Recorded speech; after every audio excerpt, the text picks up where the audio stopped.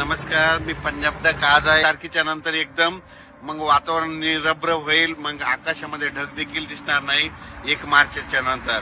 पण सध्या फक्त थोडं ढगाळ आहे, त्याच्यामुळे काही चिंता करायची गरज नाही. पाऊस काय येणार नाही म्हणून हा अंदाज विदर्भातल्या शेतकऱ्यांनी सर्वप्रथम लक्षात घ्यायचा. त्याच्यानंतर सर्व शेतकऱ्याला सांगू इच्छितो की आता 20 मार्च पर्यंत म्हणजे 20 मार्च 2026 पर्यंत तुम्ही तुमचे हरभरे काढू शकता.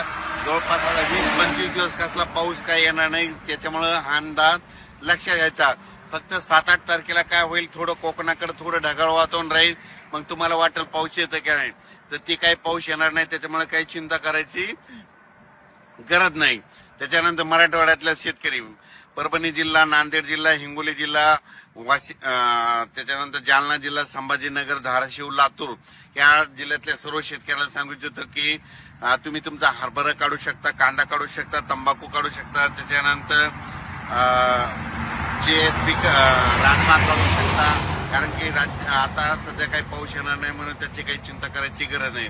त्याच्यानंतर पश्चिम महाराष्ट्रातल्या सर्व शेतकऱ्याला सांगू इच्छितो की पश्चिम महाराष्ट्रामध्ये सातारा, सांगली, सोलापूर, कोल्हापूर, पुणे, अहिल्यानगर ह्या सर्व पट्ट्यातल्या सर्व शेतकऱ्याला सांगू इच्छितो की तुम्ही काय करायचं की सध्या तरी पाऊस काय येणार नाही, त्याच्यामुळे काही चिंता करायची गरज नाही. फक्त पश्चिम महाराष्ट्राकडे काय होईल, 8-9 तारखेला एकदा थोडा वातावरण ढगाळ वातावरण राहील म्हणून हे अंदाज पश्चिम महाराष्ट्रातल्या शेतकऱ्यांना लक्षात येतात. उत्तर महाराष्ट्र, नंदुरबार जिल्हा, धुळे जिल्हा, नाशिक जिल्हा, मुंबई त्याच्यानंतर अहिल्यानगर, जळगाव ह्या पट्ट्यातल्या सर्व शेतकऱ्याला सांगू इच्छितो की तुमच्याकडे सध्या आमच्या आज उद्या दिवस 28 फेब्रुवारीपर्यंत ढगाळ वातावरण राहील.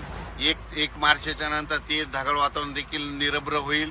पाऊस काय येणार नाही, त्याच्यामुळे काही चिंता करायची गरज नाही. तुम्ही तुमचा कांदा काढू शकता म्हणून हा अंदाज सर्व शेतकऱ्यांनी लक्षात घ्यायचा.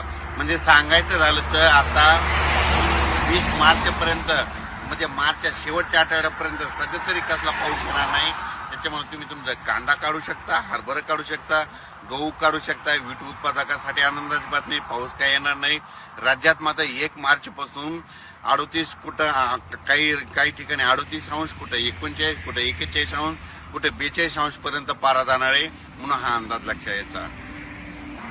परत एक कांदा ते गोट उत्पादक शेतकऱ्याला सांगू इच्छितो की त्यांचे मला फोन आले की आमच्या गोटाच्या कांद्यावर मधमाशी येत नाही, तर त्या कांदा बियाण्याच्या शेतकऱ्याला सांगू इच्छितो की जोपर्यंत ऊन वाढत नाही, जोपर्यंत 38 अंशाच्या वर ऊन वाढत नाही, पारा जात नाही, तोपर्यंत मधमाशी त्याच्या घर सोडत नाही. मग आता काय होणार आहे, 1 मार्च पासून 40-41 अंशापर्यंत तापमान गेल्याच्या नंतर मधमाशी मग काय करते, पाण्याच्या शोधात जाते. म्हणून आता गोटाच्या कांद्यावर माशी यायला सुरुवात होईल, मधमाशी यायला सुरुवात होईल. मग तुम्ही काय करायचं, जिथं पाण्याचा पॉक असतं तिथं वाटले ओल्ल बोंद्र करून ठेवायचं, ओल्ल बारदाना करून ठेवायचा. मग ती मधमाशी येईल व पाणी पिण्यासाठी मग ती तुमच्या गोठावर बसू शकते. म्हणून हे सर्व शेतकऱ्यांना लक्षात घ्यायचं. 1 मार्च पासून तुमच्या गोठावर देखील मधमाशी येणार आहे म्हणून हे अंदाज त्या शेतकऱ्यांना लक्षात घ्यायचा. अचानक वातावरण बदल झाला तर लगेच एक मेसेज दिला जाईल. धन्यवाद.